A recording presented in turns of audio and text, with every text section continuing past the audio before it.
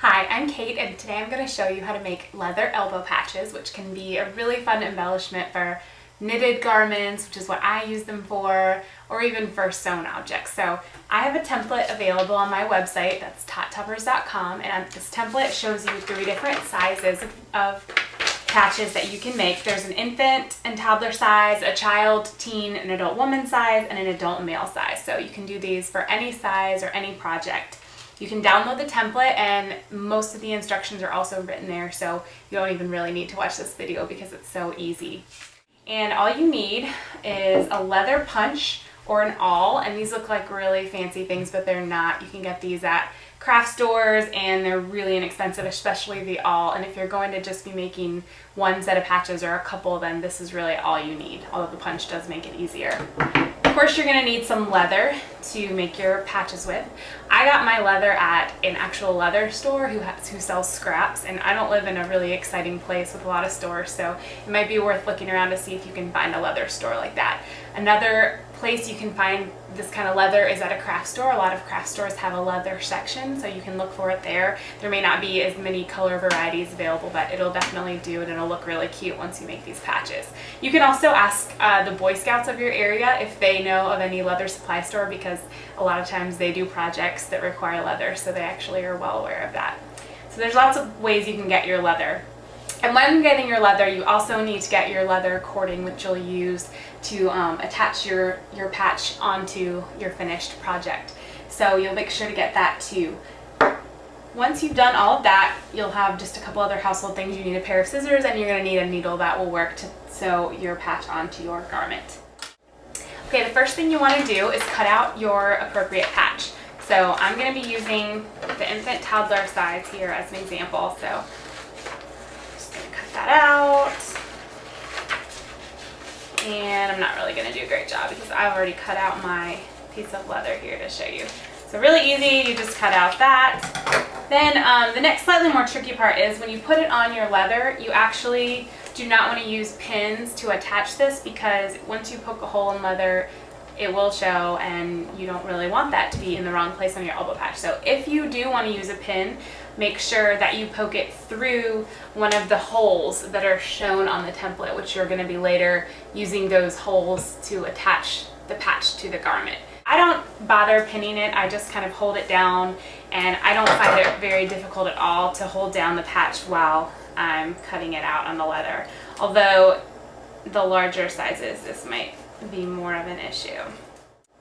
So once you've cut out your patch, your leather tool in order to make the holes, and you don't actually need to cut these holes out that are on the template at all. You can just go straight through them with whichever tool you use.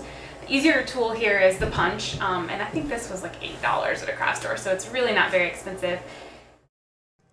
Just center over the hole and click.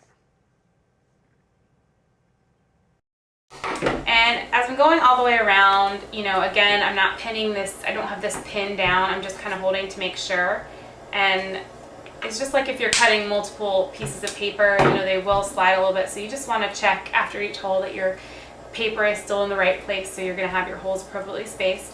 The only trick to really the hole placement is that the way I've designed the templates, you've got holes that are 1/4 inch away from the side of the garment, or the side of the patch, which is about what you want. If you get much further than that, you're going to see extra thread you may not want, and if it's closer than that, you're going to possibly rip your leather as you're threading it, or with wear over time. So 1/4 inch is about a good width away from the edge, so you don't even have to use these holes if you feel comfortable just kind of clicking along and guesstimating where they want to be.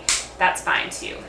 If you're going to use the awl, it's the same thing. You want to be on a surface that you don't mind damaging. This is my kitchen table, but it's not in great shape, so I don't mind. You just stick your piece through, and like I said, it's not quite as easy as the punch, but it goes through pretty well, and then you just keep going, working it down until it's the width that you want.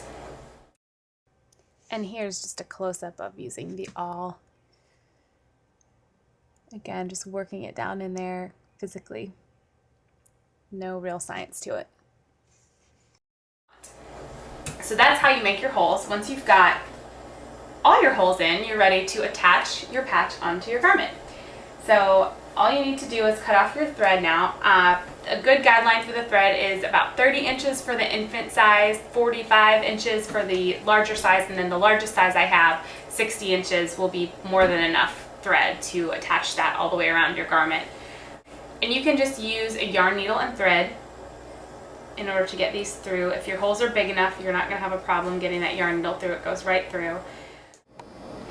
As far as placement of the patches goes, it's really best if you can try your garment on and mark the placement of the patches on the garment while the wearer is wearing it. And the reason for this is because this is a really hard thing to place without that. You can see on my sweater here, they're about 2/3 of the way down. Kind of the top of the elbow patch is almost centered lengthwise on the sweater, and this is the back of my sweater, so you would want it to be at the back. And I have tried this on my son. This is an 18-month-old sweater, so I've tried it on him and I've marked the placement, and it works pretty well. Also, the good thing is, you know, when you're dealing with the smaller sweater, there's not that much space on the sleeve, so you're sort of covered no matter what. And this is nothing precise, so you don't need to stress out too much over the placement. If you do have to guesstimate, then you'll be okay. Just remember not to center it, but to put it a little bit more towards the forearm than you might expect. So when you're sewing your elbow patch onto your garment, you just want to come in from the wrong side of the garment, directly up through the hole. And I like it to be at a diagonal, so I'll insert back kind of like that in order to get the diagonal thread to show through. And you don't want to pull it too tightly because you don't want it to pucker. And once you get all the way around, I'm just going to pretend like I've gone all the way around here to show you. You will need to knot or tie off your thread. I don't do anything fancy here. I might go in a couple times, just a couple extra stitches on the back side, and then I just knot it very unexcitingly. Another thing that I've tried to do, and I've knotted it several times, is sometimes you can actually get it so that you thread your loose end back inside, and then you can get your starting end also back inside. And by doing that, you can actually make your knot so that it's in between the elbow patch and the fabric instead of having it be on the side where the person's arm would be. And it's a little bit more tricky because obviously if you have everything sewn down, your space to make that happen is a lot smaller, but it's worth a shot if you can try it. There you have it, a fun embellishment for any knitted sweater or sewn sweater, or maybe even a garment that you already own that you want to spice up or repair. If you don't have the materials or the time to make these patches yourself, you can also purchase them pre-cut and pre-punched on my website.